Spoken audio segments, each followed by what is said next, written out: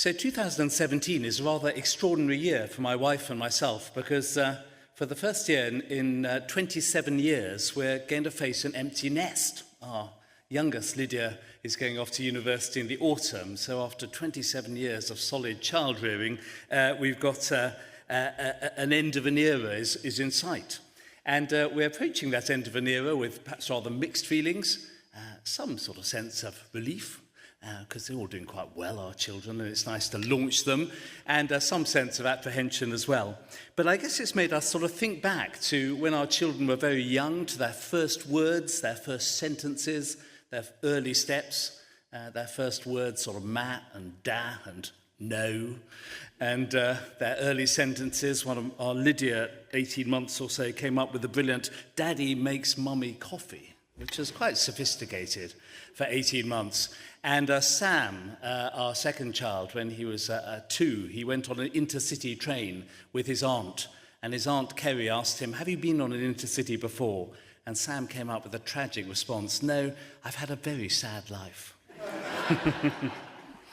But amongst the earliest sentences uttered by many a young child, including ours, is, "It's not fair. It's not fair." There's something about fairness, about justice, that seems to be built into us from a very early age. And perhaps Christians would say that's part of being made in the image of God, who is a just God and a fair God.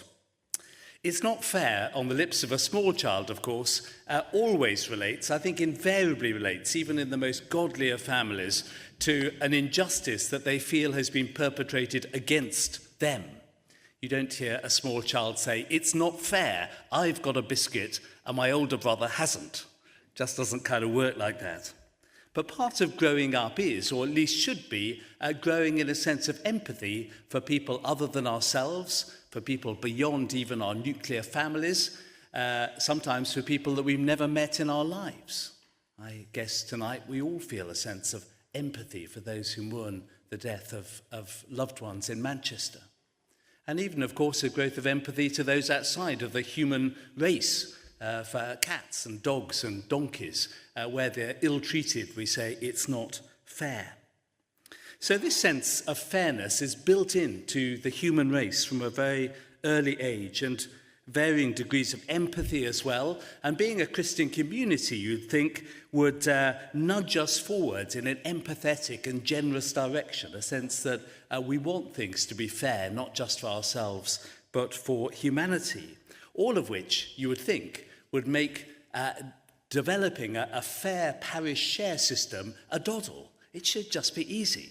We should be able to say, here it is, all acknowledge that is fair, and go home thinking that we've done our job. So what makes this rather complicated? Because in reality, it is quite complicated. I think two things make it complicated. One, of course, is that despite being adult Christian human beings, we still do have a sense, a little bit, of that. We still have that toddler inside us. And if we feel that we've been mistreated compared to other parishes or whatever, that is our response.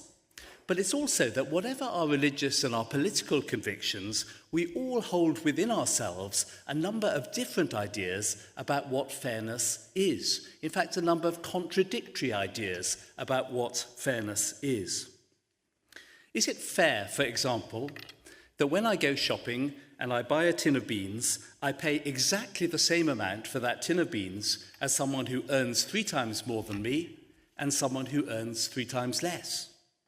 Well, yes, we'd probably say that is fair. You can choose whether to buy your beans at Waitrose or Aldi. You can choose which brand to buy. But the idea that we should be means tested every time we get out to the checkout counter is a nonsense. So yes, we say that is fair. So is it fair, we might continue, that someone with very little money can pick up that tin of beans for free from a food bank when someone else had to earn the money to buy it? Well, yes, we'd say again, that's fair, or at least the unfairness of that situation is that people should have to depend on food banks. It's not that someone should have paid for that tin of beans on someone else's behalf. We can all fall on hard times, and someone, whether that's the government, whether that's the church, whether it's the voluntary sector, needs to provide a safety net when people do so. That is fair too. So suppose someone trips over that tin of beans in the supermarket aisle and breaks their ankle. Is it fair that a big earner who is doing their shopping at just the same time should pay massively over the odds towards the National Health Service, even when it wasn't them that carelessly tripped over the tin of beans in the first place, while the person who did trip over the can of beans is just under the income tax threshold and therefore hardly pays for the National Health Service at all? Well, yes, most of us would say that is fair as well. We may have a variety of views as to exactly how the National Health Service should be funded, but most of us accept that some level of shared responsibility and therefore taxation is needed in a civilised society. All of which, check out Food Bank Taxman, points to how complex is our relationship with fairness. So here are some sharper questions relating to parish share. Is it fair that a smaller church pays far more per person for its vicar than a larger church? Is it fair that growth is penalised and decline rewarded when it comes to church numbers, even when most of the new members of a growing church haven't started giving anything yet? Is it fair that a church with a stingy level of giving is rewarded for its stinginess by being asked to contribute less than its far more generous neighbour? Is it fair that a church in a very poor area is expected to pay for its vicar in the first place? The whole thing is rather complicated, in other words, not least because we are in the business of growing churches and not closing them down. But as we focus on our proposed new parish share system, which is still being tweaked and formed, which is part of the point of this evening, and the one that we had last week in the other archdeaconry, there are three biblical principles which perhaps help put this into context. The first is this, in 1 Timothy 5, verse 18, the labourer deserves to be paid.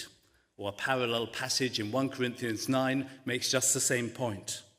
Here is the part of the parish share that the parish itself is directly benefiting from. This is, if you like, the supermarket checkout. This is what the parish is directly getting. Paul consistently teaches that there are some people involved in church work who ought to be paid for by the people of God to release them to give their fullest attention to growing God's kingdom. In the Diocese of Guildford, we make a distinction between those with primary responsibility for a parish, vicars or rectors, and curates who are training for primary responsibility in a parish.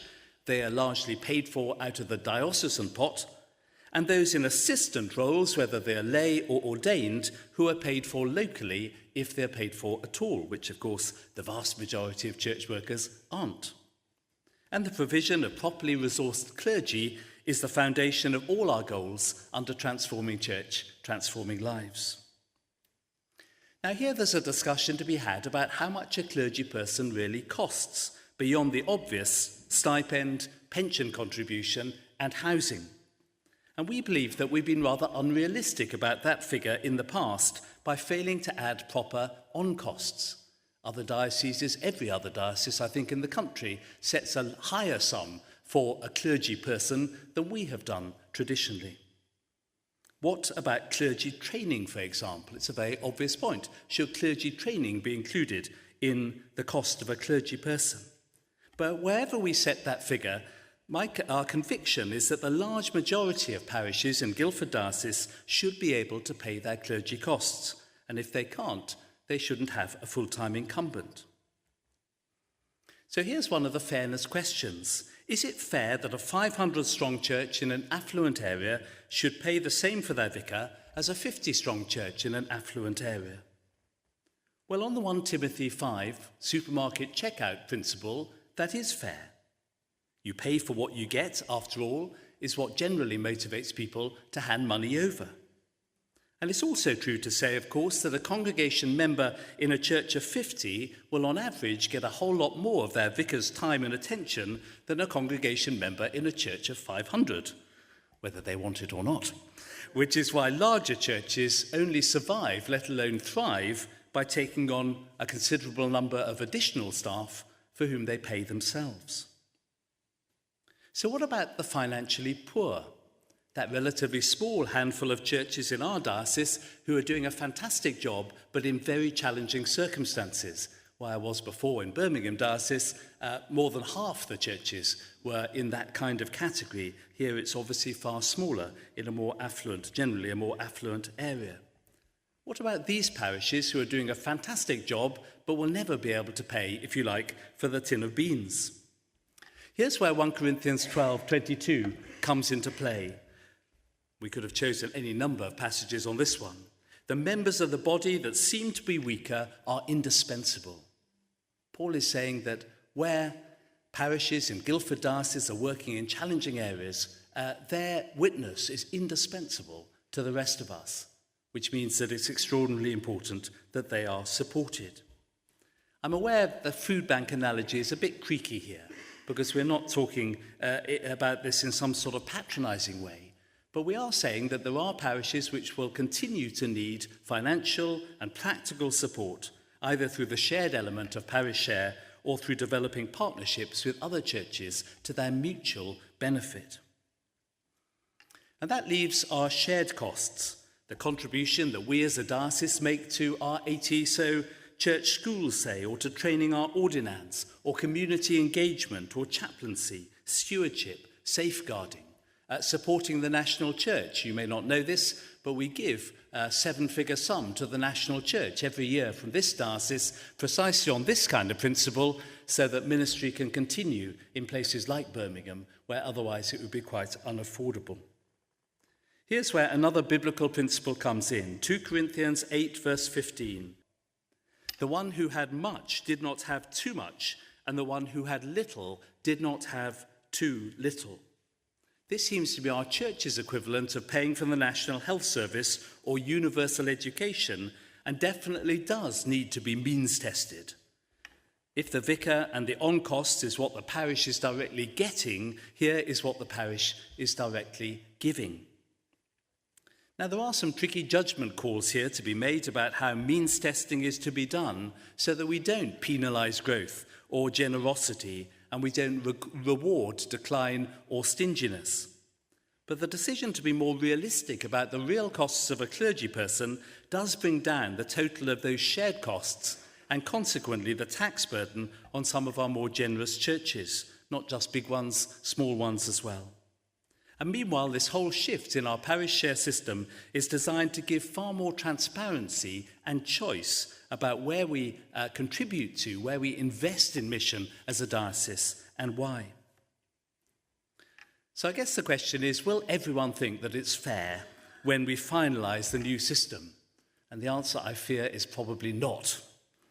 But what will be the marks of its success?